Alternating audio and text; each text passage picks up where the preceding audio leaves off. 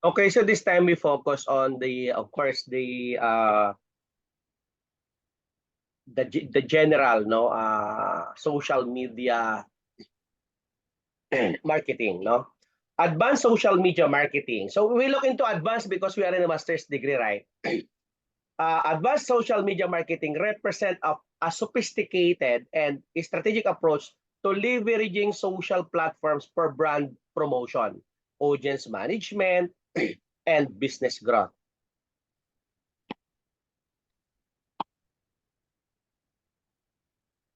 Okay. This multifaceted strategy goes beyond the basics of posting content and include various elements to maximize the impact of social media efforts. Advanced social media marketing involves a comprehensive understanding of target audiences, and this includes demographic information, interests, behaviors, and preferences. No? Advanced marketers use data analytics and social listening tools to gain insights into audience sentiments and trends, allowing them to tailor content and communication strategies for more effective engagement. Content creation and curation play a pivotal role in advanced social media marketing. Beyond just posting updates, advanced marketers craft compelling and shareable content that aligns with their brand voice and resonate with their audience. They utilize various formats such as videos, infographics, and interactive content to keep their social media presence diverse and engaging. To give us more details about the topic, let us all welcome our presenter. Thank you, Dean. Good morning to everyone. So, I'm Jesus. So, i-discuss ko po is yung topic 14, Advanced Social Media Marketing. So, first, define lang natin kung ano po ang Advanced Social Media Marketing. So, it refers to the strategic and sophisticated use of social media platforms to achieve specific marketing objectives. While basic social media marketing involves creating and sharing content on social platforms, advanced social media marketing goes beyond the basics. So, ang social media, ang SMM or the social media marketing is another way of strategic marketing wherein particularly they are using social media to what do you call this? Parang i-ano nila yung product nila. So also it involves leveraging advanced strategies as well as the tools and technologies to maximize the impact of social media efforts. Next is social media is a computer-based technology that facilitates the sharing of ideas, thoughts, and information through virtual networks and communities. So, sa atin as a normal na tao lang na hindi naman tayo businessman, so we are just using our social media para makapag-relax or look for any news, 'di ba? Parang ganun lang natin para ma-entertain lang tayo. So sa atin as a normal na tao, we are just using social media para makapag-pass lang ng time. So pero sa mga marketers, they are using social media para makapag-engage ng sales and to reach out people. Also, social media is a digital technology that allows the sharing of ideas and information that includes the text and visual through virtual networks and communities. Social media typically features user-generated content that lends itself to engagement via likes, shares, comment, and even discussion. So more than 4.7 billion people around the world use social media. So almost half ng tao sa mundo is using social media. So maganda siyang platform ng mga businessman to use it kasi malawak ang malawak ang na ano niyang tao. Also, social media is credited with helping people build community and faulted for facilitating disinformation and hate speech. Also, social media is also an increasingly important part of many companies' marketing campaigns. The largest social media platforms worldwide are Facebook, YouTube, WhatsApp, Instagram, and WeChat. So so social media marketing so ayun nga as parang na-share ko kanina and also ni Dean, parang ginagamit ng mga companies ang social media as platform nga nila to engage with ideal customers. So next is how social media originated and evolved. So social media started out as a way for people to interact with friends and family, but soon expanded to serve many different purposes. So as mentioned nga po kanina, 'di ba? So parang ginagamit lang natin dati ang social media just to relax lang. So para ma-entertain tayo, just to watch videos, mga ganon. Pero right now, parang isa na siya sa pinakamalaking platform na ginagamit ng mga companies para kumita.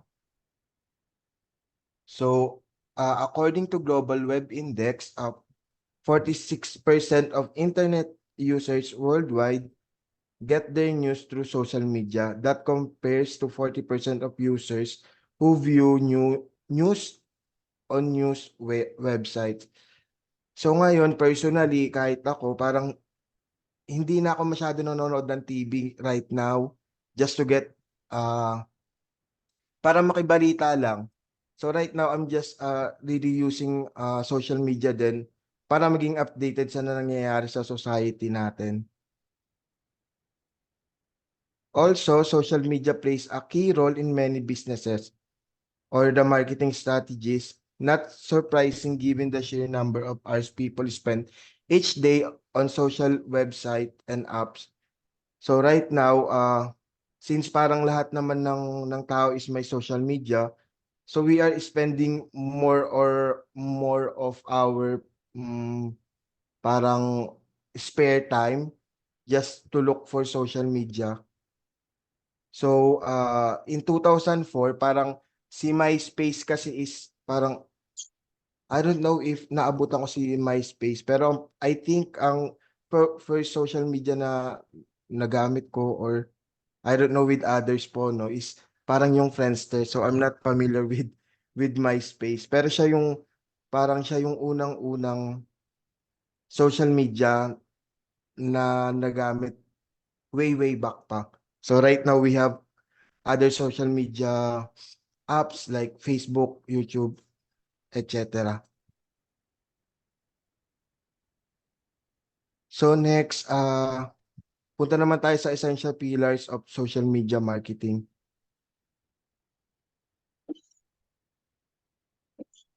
So first, we have strategy, consistency, engagement, data analytics, and the last one is the commercial ads.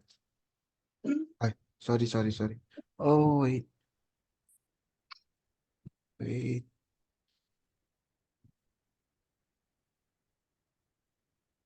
Okay. So, dito muna tayo sa strategy. Success in social media depends on having a well thought out strategy. So in every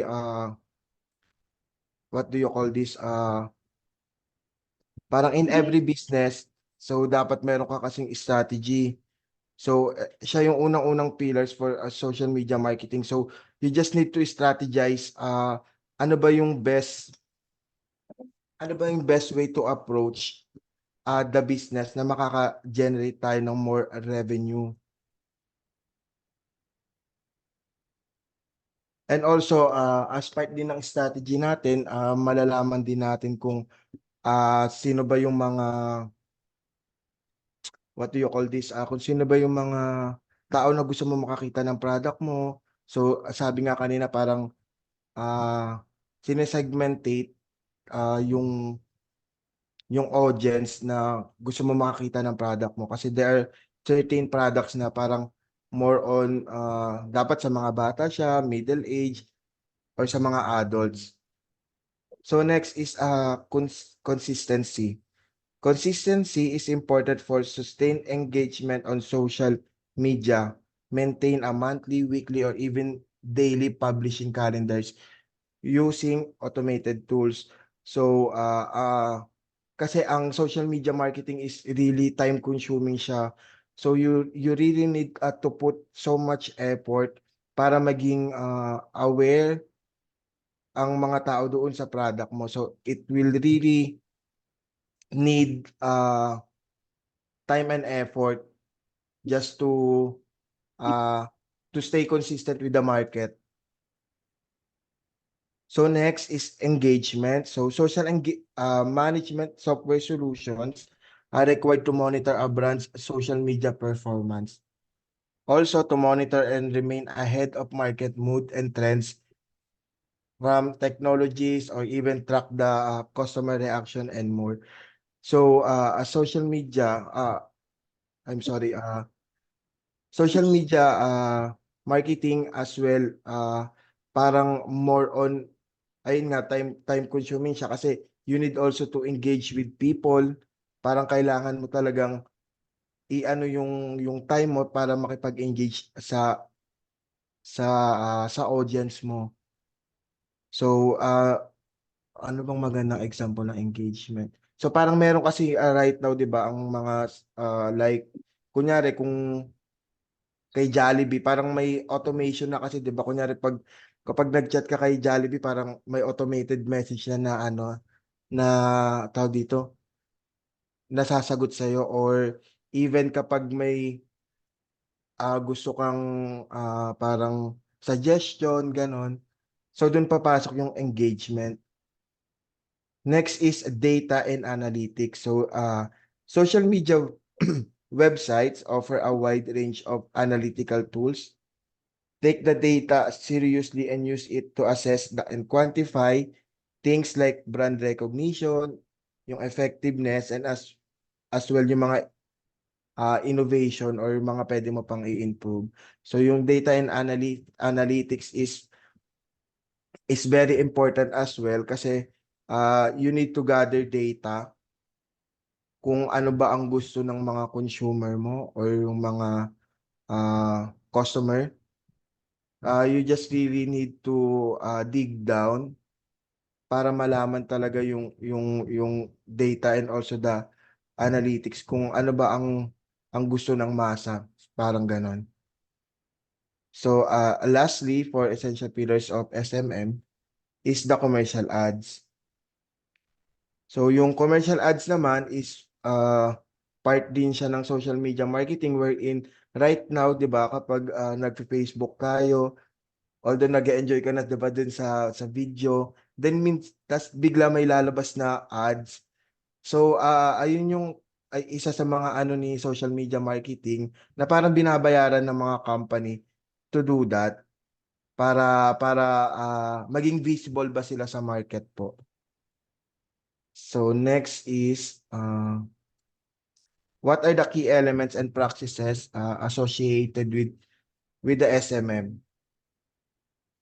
So first, una is data analytics and insights. So yung kanina nga po, we just really need to mag-dig down sa mga data or we need to engage parang ganun with our consumer. Also, it involves as well the behavior, ayun nga po, engagement metrics, yung demographic information to inform decision making. Next is audience segmentation. Implementing audience segmentation strategies to divide the target audience into specific segments based sa kanilang demographic, behavior, interests, and preferences. This allows for personalized and targeted content delivery. So, dito naman parang most likely kasi parang hinihiwa-hiwalay natin yung target audience natin kasi there are audience kasi na parang more on what do you call this, party people, yung parang ganon. So meron din naman yung mga family oriented na audience. Meron din yung parang more on sa mga what do you call this, parang more on sa mga babies na ano na product, 'di ba, may mga ganun. So key element siya for social media marketing. Next, we have paid social advertising. Incorporating paid social media advertising to enhance reach and target precision. So ito naman is nag-involve siya dito nga ng parang ang paid social advertising is parang gumagamit ka ng isang social media app to boost yung visibility mo sa market. So just like Facebook, YouTube, and the likes. So for continuation, influencer marketing, collaborating with influencers and thought leaders in the industry to amplify the reach and credibility of social media campaigns.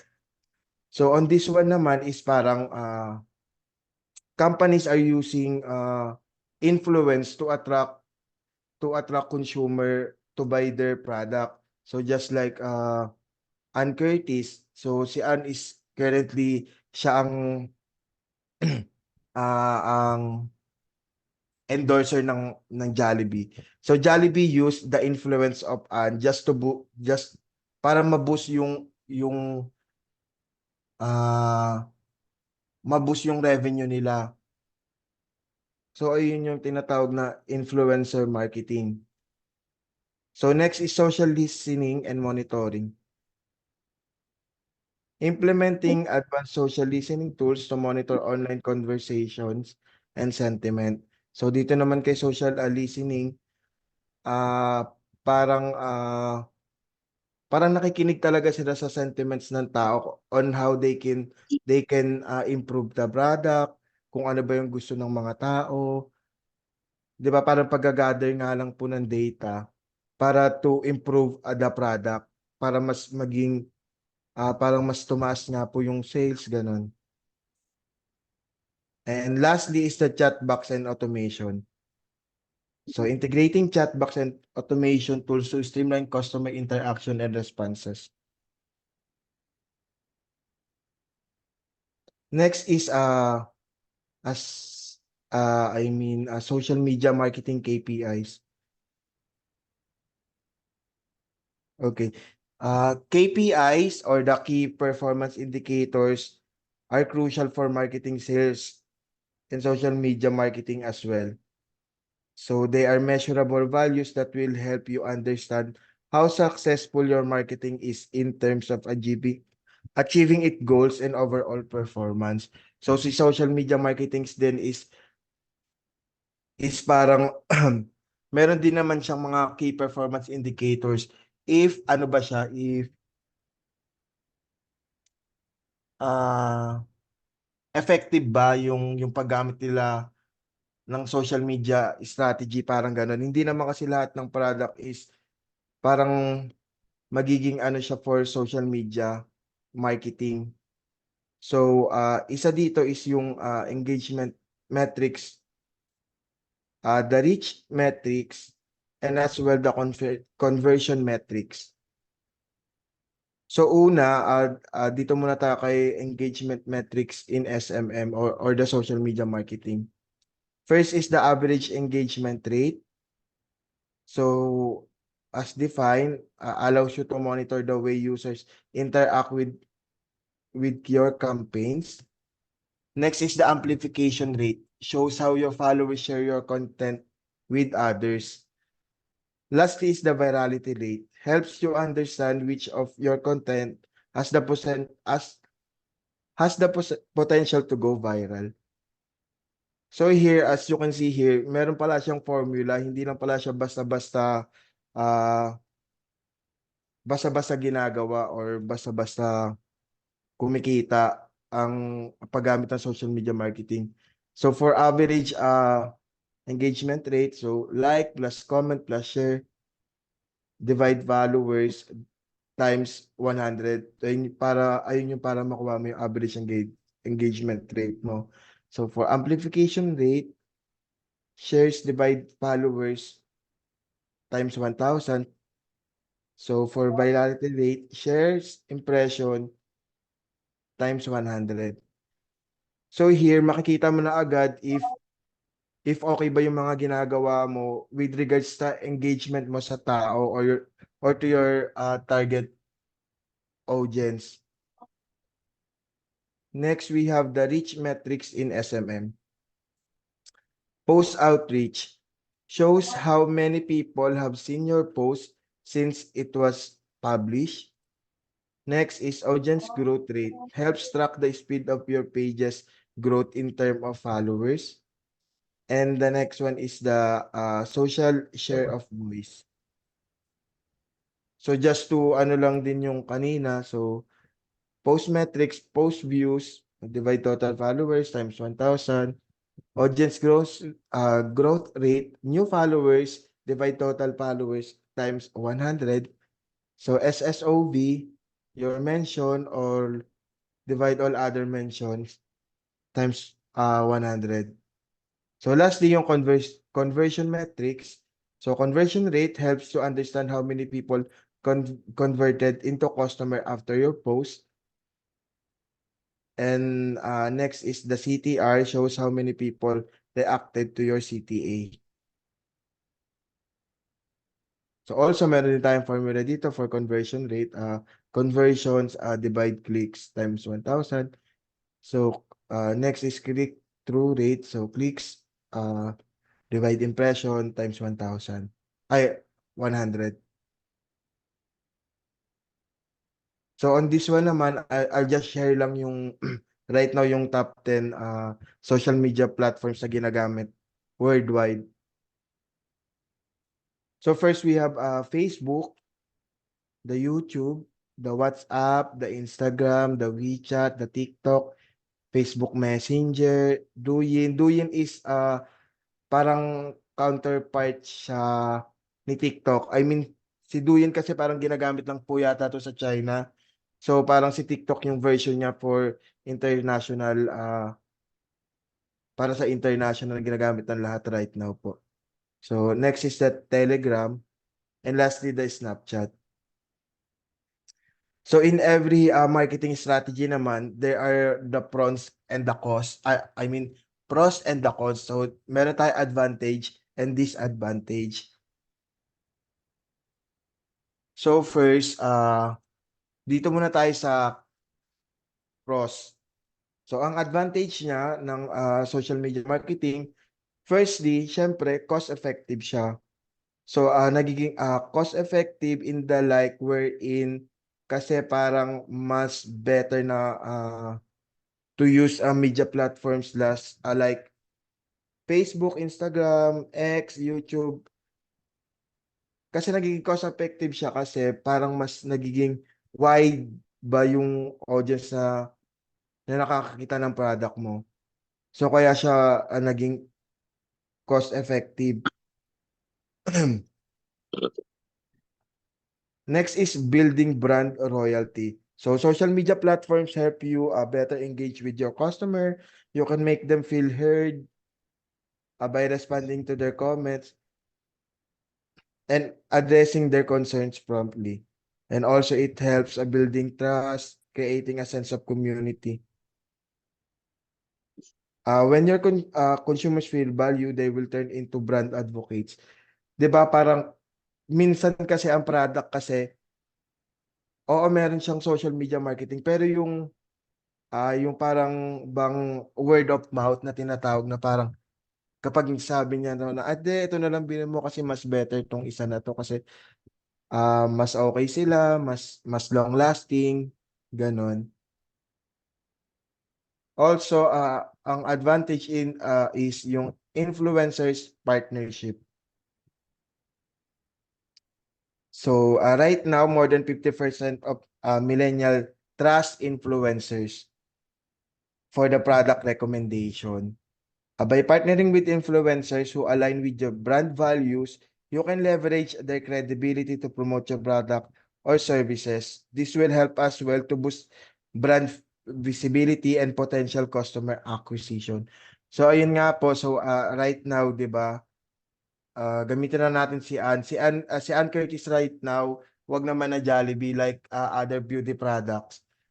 Parang ginagamit nila si Ann just to boost ba the visibility and as well, 'di ba parang kasi maraming fans si Ann. So kapag ginamit ni Ann yung product na yon, may tendency or malaki yung factor na marami din bibili kasi nga hindi naman nila gusto yung product, parang ganun. Pero dahil si Ann yung nag-endorse nun, parang bibili na sila. Next is audience insight and market research.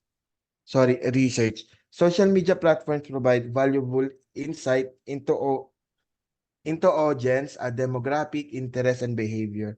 In fact, more than 64% of business owners use social media data to gather insight into their customers' requirements and online behaviors. So dito naman parang meron kinukuha natin yung pulso ng masa, kung ano bang pwede pa natin gawin doon sa product natin to make it improve. Ayun po. And next is viral marketing opportunities. So social media has the power to make your content go viral and help you reach a massive audience within a short period of time. Through creative campaigns, compelling storytelling, and the user-generated content, may increase mo yung chance of creating a viral marketing moment. So when we say viral, in a positive way, na para magbo-boost yung sales ng product mo. So enhance customer targeting and segmentation. Ayun nga po as previous 'di ba, previous slide na parang na-enhance mo yung customer targeting mo and also nasa segment mo yung parang nahahati mo ba yung gusto mong audience na makakita ng product mo that will in the future bibili. Mhm.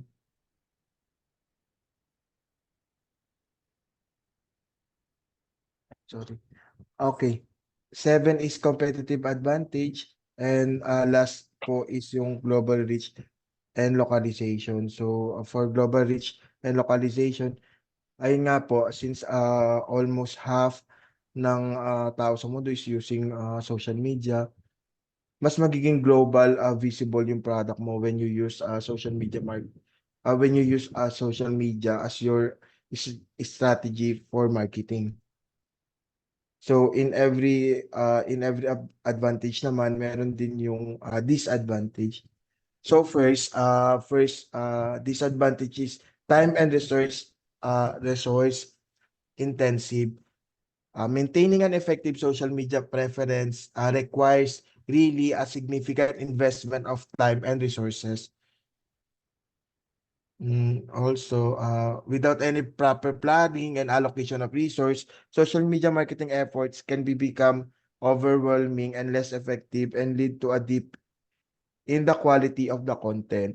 So, you just really need to be parang tutok na tutok when you use a social media marketing. Since, ayun nga, you just really need to be consistent, to be visible all the time, parang ganon. So kaya naging disadvantage siya. So next also as disadvantage, negative feedback and reputation management. So negative comments or review can quickly spread across social media platforms.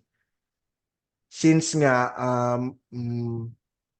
parang nagiging visible na yung product mo, pero at the same time kasi kapag meron lang isang bad review diyan, parang may tendency na parang magkakaroon talaga siya ng big impact sa sales mo. Parang ganon. Kaya siya naging naging disadvantage. Third one is the changes in platform algorithm. So ayun nga, so since ang constant lang naman sa mundo is change talaga, so there are tawag dito, there are times talagang magbabago din yung platform algorithm, like parang kunyari right now si Facebook ngayon sikat na sikat siya, pero may mangyayari na parang pagdating ng panahon magiging parang pababa na lang ng pababa yung gumagamit ng app na yon. So isa siya sa disadvantage. Next is the information overload and limited attention plan. Attention span. With users scrolling through endless posts, it becomes crucial for businesses to create compelling and visually appealing content that can cut through the noise. So, 'di ba parang sinasabi nila nagiging limited attention span kasi hindi naman siya parang lagi ba, parang yung isang product naman na to hindi mo siya laging nakikita. Hindi mo siya laging makikita sa social media unless you will pay more. Parang ganon. Lastly is, yeah, for last disadvantage is privacy and data security concern. Social media platform collect vast amount of user data, raising privacy and data security concern. You must handle and use this data responsibly. So any misuse of consumer data can lead to your company facing legal consequences. So syempre parang tawag dito po, hindi naman lahat ng data na ano natin kay buyer or kay consumer is pwede natin siyang ilabas ganon. So meron tayong tinatawag na NDA for this. So I think this is the last part of my report po. So thank you classmate for listening po. Thank you.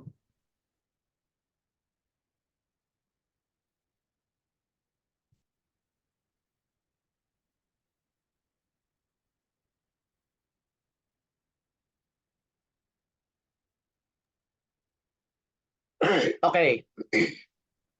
Advanced social media marketing implements sophisticated targeting and segmentation strategies. As our presenter mentioned, this involves utilizing the robust advertising platforms provided by social networks to reach specific demographics, interests, and behavior. Advanced targeting ensures that promotional content is delivered to the most relevant audiences, maximizing the impact of advertising budgets. No? Furthermore, advanced social media marketing embraces community buildings, and this involves fostering relationship with followers and creating a sense of community around the brand. Advanced marketers actively engage with their audience, respond to comments and messages, and facilitate conversation. So building a loyal and engaged community can lead to brand advocacy and organic amplification of the content. Influencer marketing, as our presenter mentioned, like Ann Curtis, no, is a key component of advanced social media strategies. Brand collaborate with influencer whose audience aligns with their target demographic. And this provides an opportunity to tap into the influencer's credibility in reach, expanding the brand's visibility and establishing authenticity in the eyes of the audience. Advanced social media marketers also prioritize social media analytics and measurement. They use advanced analytical tools to track key performance indicators such as engagement rates, click-through rates, and conversion metrics. And this data-driven approach enable marketers to evaluate the success of their strategies, identify areas for improvement, and optimize future campaigns. Advanced social media marketing incorporates a cross-channel approach. Marketers leverage multiple social media platforms strategically based on the preferences and behavior of their target audiences. And this ensures a broader reach and diversification of the brand's online presence. Staying abreast of social media trends and platform update is crucial for advanced social media marketers. The landscape is dynamic and successful marketers adapt to new features, algorithms, and user behaviors. Continuous learning and experimentation with emerging trends enable marketers to maintain a competitive edge and capitalize on opportunities in the ever-evolving world of social media. Again, advanced social media marketing integrates audience insights, compelling content creation, sophisticated targeting, community building, influencer collaboration, analytics, cross-channel strategies, and adaptability to navigate the complex and dynamic social media landscape successfully. Okay? I think that's it.